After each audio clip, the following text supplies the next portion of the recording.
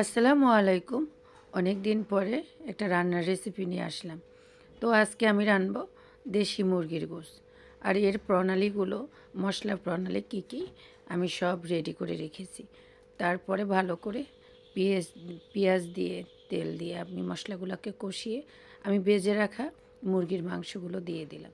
মুরগির মাংসগুলোকে ভালো করে নেড়ে চেড়ে কিন্তু মিক্সড করলাম, যে মশলাটা যাতে মাংসের সাথে অ্যাডজাস্ট হয়।